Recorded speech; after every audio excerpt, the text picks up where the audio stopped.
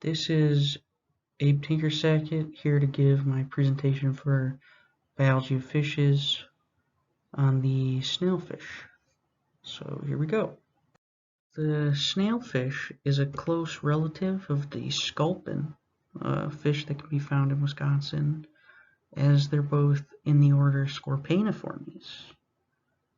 However, snailfish fall in the family Leporidae, and there are about 115 different species of snailfish. They're often scaleless. They prefer to live in colder waters. They can grow up to about a foot in size, length, I suppose. And they're quite interesting. Perhaps the most interesting thing about the snailfish is the wide variety of habitats that it can inhabit. Anything from shallow North Atlantic intertidal zones with the Leparis, which is on the top there, to the deepest parts of the ocean, 7,000 to 8,200 meters deep. For a little bit of context, that is about 5.5 Empire State Buildings from base to tip, stacked on top of each other down into the ocean. And that would be best represented by Pseudoleparis zwirae, which is shown on the bottom there.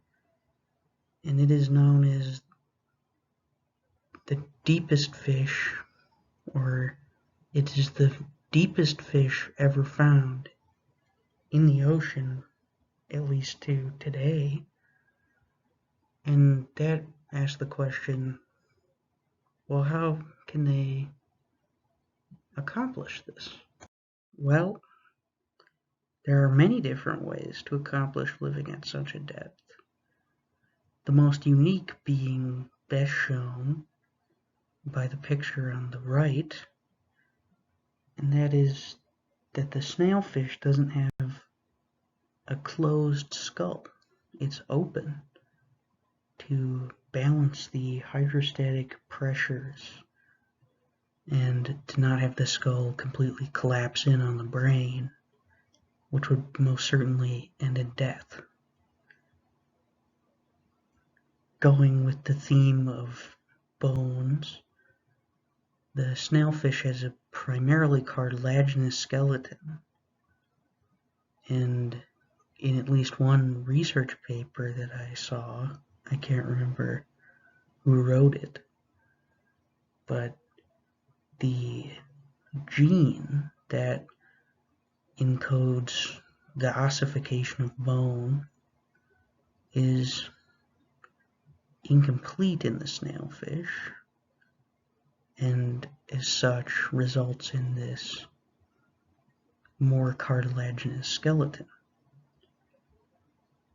One of the more subtle ways that they are able to maintain being alive at this depth is that their cell membranes are more fluid than something that lives at a shallower depth.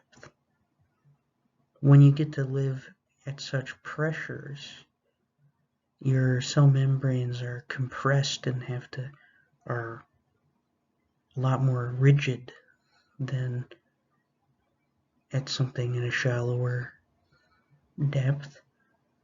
So by maintaining this really fluid, liquidy cell membrane, it's able to compensate for that. Some other interesting sorts of things that happen when you live at this depth is the unpigmentation of the skin. You start to become more transparent and less colorful.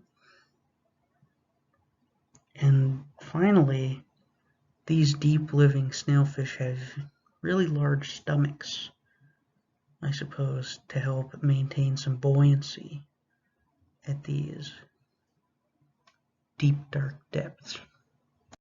So, why even choose to live in the deep ocean?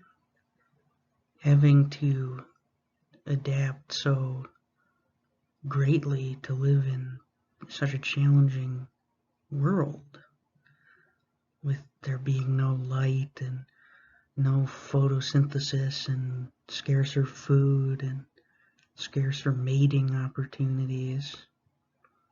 But for these deep sea snailfish, spending so much time getting acclimated to this world makes sense in a way. There are no other fish that can reach these depths. They're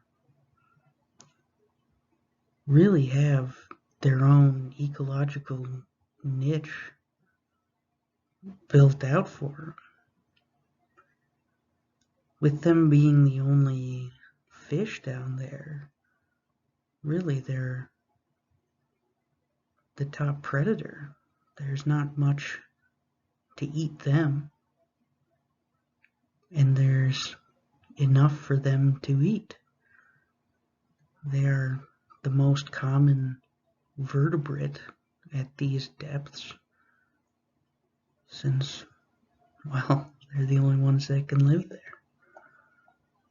Since the snailfish is the top predator of this deep ocean sort of scenario, they can eat pretty much anything they want, or anything that will fit in their gape-limited mouths.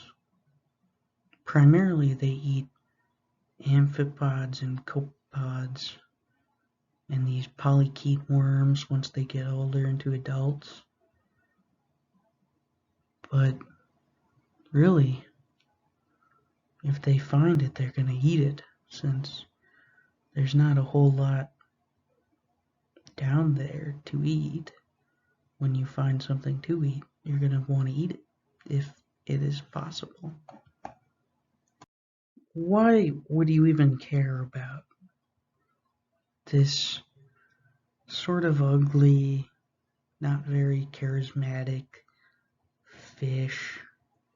Kind of looks like an irradiated tadpole.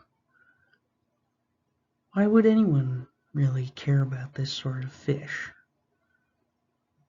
And I think it's that they inhabit, the widest variety of habitats. They've adapted to so many different environments. They seem quite resilient in that aspect. And it's kind of cool to know that any vertebrate can live in these ridiculously deep ocean areas, places that until very recently people thought no life could live there at all.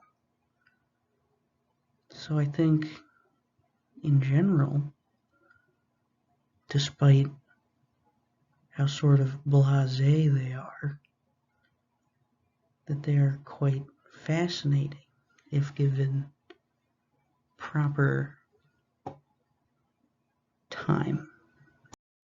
So to wrap it all up, I would say that the snailfish best represents the ocean world.